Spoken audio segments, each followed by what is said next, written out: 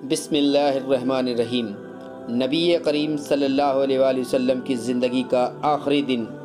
پیارے عزیز دوستوں، حضور پاک صلی اللہ تعالی علیہ وآلہ وسلم کی لاڈلی بیٹی حضرت بی فاطمہ رضی اللہ تعالی عنہا سے مروی ہے کہ میں اپنے بابا جان کے پاس بیٹھی ہوئی تھی کہ کسی نے دروازے پر کھڑے ہو کر سلام کیا اور پھر آواز دے کر کمرے میں آنے کی اجازت طلب کی۔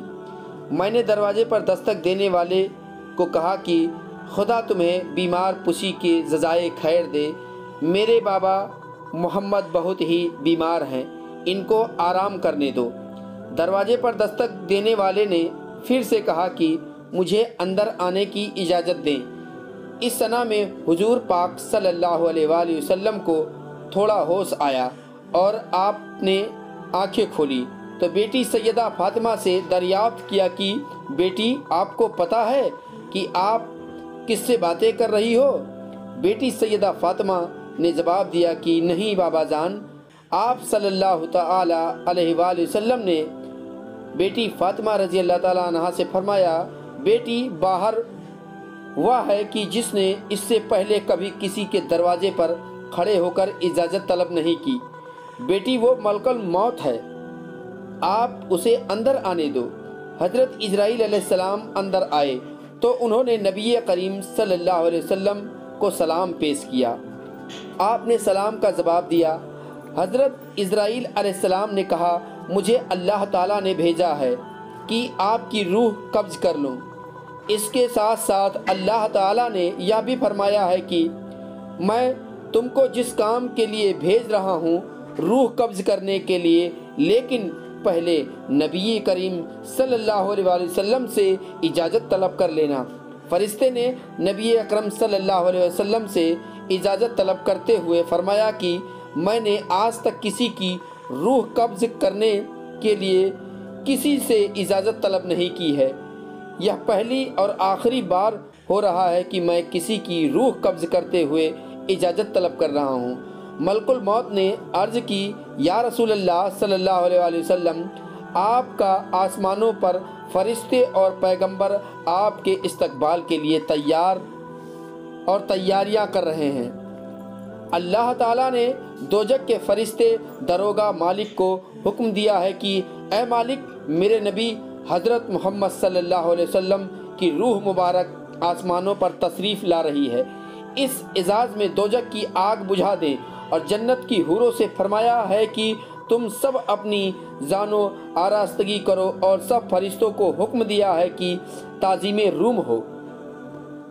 پیارے عزیز دوستوں، حضور پاک صلی اللہ علیہ وآلہ وسلم کے لیے سب بسب کھڑے ہو جاؤ، اور مجھے اللہ تعالیٰ نے حکم فرمایا ہے کہ میں آپ کی خدمت میں حاضر ہو کر آپ کو بشارت دوں کہ تمام انبیاء اور ان کی امتوں پر جنت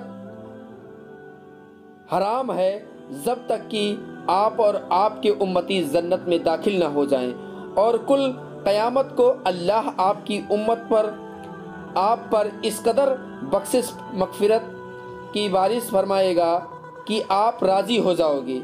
وفات کے وقت آپ صلی اللہ تعالی علیہ وآلہ وسلم نے ملک الموت سے فرمایا کہ اللہ تعالیٰ کے بھیجے گئے فرشتے، تم اپنا کام جاری رکھو، میں اپنے رب کے پاس جانا پسند کرتا ہوں، اب تم جس کام کے لیے آئے ہو وہ کام کرو۔ پیارے عزیز دوستوں، ملک الموت نے عرض کیا کہ مجھے حکم ہے کہ اگر حضور پاک صلی اللہ علیہ وآلہ وسلم کی مرضی ہو تب روح مبارک قبض کرنا، ورنہ مت کرنا۔ حضور پاک صلی اللہ علیہ وآلہ وسلم نے روح قبض کرنے کی اجازت فرمائی۔ ملک الموت نے روح مبارک قبض کرنی شروع کی۔ موت کی تکلیف سے حضور پاک صلی اللہ علیہ وآلہ وسلم کی پیشانی پر پسینہ آیا۔ نبی کریم صلی اللہ علیہ وسلم نے فرمایا، اے اللہ، موت کی بڑی سخت تکلیف ہے۔ مٹی کے پیالے میں پانی بھر کر رکھوایا۔ آپ صلی اللہ علیہ وآلہ وسلم بار بار پانی میں ہاتھ ڈالتے اور وہ ہاتھ اپنے منہ پر پھراتے اور فرماتے، اے اللہ، مجھے اپنے پاس بلا لے۔ حضرت سیدہ فاطمہ رضی اللہ تعالی عنہا نے کہا، بابا جان، آج آپ کو بہت تکلیف ہے۔ نبی کریم صلی اللہ علیہ وسلم نے فرمایا، اے بیٹی فاطمہ، آج کے بعد پھر کبھی تیرے باپ کو کچھ تکلیف نہ ہوگی۔ اے فاطمہ، جب میرا انتقال ہو جائے تو تم انا للہ و انا الیہ راجعون پڑھنا۔ حضور پاک صلی اللہ علیہ وسلم نے فرمایا، اے ملک الموت، اپنا کام پورا کر۔ پھر آپ کو نجا کی تکلیف ہوئی۔ حضرت جبرائیل علیہ السلام نے حضور پاک صلی اللہ علیہ وسلم کی طرف سے اپنا منہ پھیر لیا۔ حضور پاک صلی اللہ علیہ وسلم نے فرمایا، اے جبرائیل، تم نے اپنا منہ کیوں پھیر لیا؟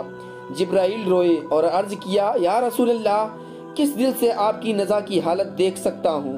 پھر حضور پاک صلی اللہ علیہ وآلہ وسلم نے فرمایا، اے لوگوں، نماز کی حفاظت کرنا، یا کہہ کر پھر فرمایا، ربی حبلی امتی، ربی حبلی امتی۔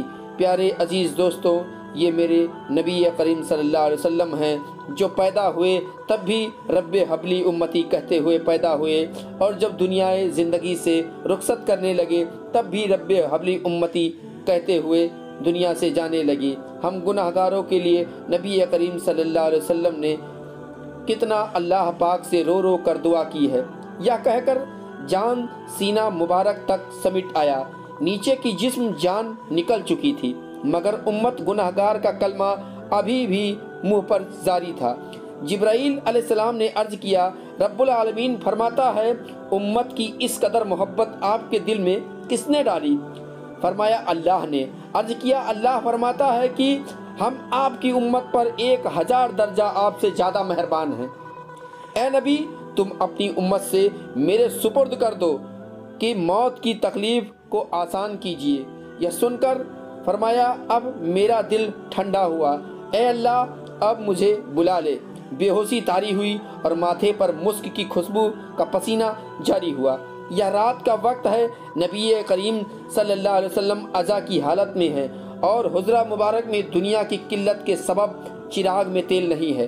ایک بیگ گردن مبارک متحرہ ہوا، ایک طرف کو مائل ہوا، روح مبارک آسمان کی طرف پرواز کر گئی، ایک خوشبو حجرہ میں پیدا ہوئی۔ سیدہ علی رضی اللہ تعالی عنہا نے فرمایا کہ میں ملک الموت کی آواز سنی کہ روح مبارک قبض کر کے چلی تھی، روتے جاتی تھی، اور وہ محمد آ، وہ محمد آ کہتے جا رہی تھی۔ بی فاطمہ رضی اللہ تعالیٰ عنہ نے جب دیکھا کہ روح مبارک قبض کر گئی، بابا جان کے پاس آ کر چہرے مبارک دیکھا کہ گویا آپ آرام فرما رہے تھے، ماتھے پر پسینہ ہے۔ پکارا، اے نبی، رب کا بلاوا منظور کر لیا؟ اے نبی، آپ کو چھوڑ کر رب کے پاس چلے گئے؟ اے نبی، اگر جبرائیل امین آپ کو تلاش کرتے ہوئے آئیں گے تو ہم کہیں گے کہ تم کسے تلاش کرتے ہو؟ جن کو تم تلاش کر رہے ہو وہ اس جہاں سے تشریف لے گئے، نبی جنت الفردوس میں ٹھکانہ کر لیے ہیں۔ جب گھر میں رونے کی آواز باہر آئی اور صحابہ اکرام کے کانوں میں وہ آواز رونے کی سنی، گھبرا کر بیتاب ہو گئے۔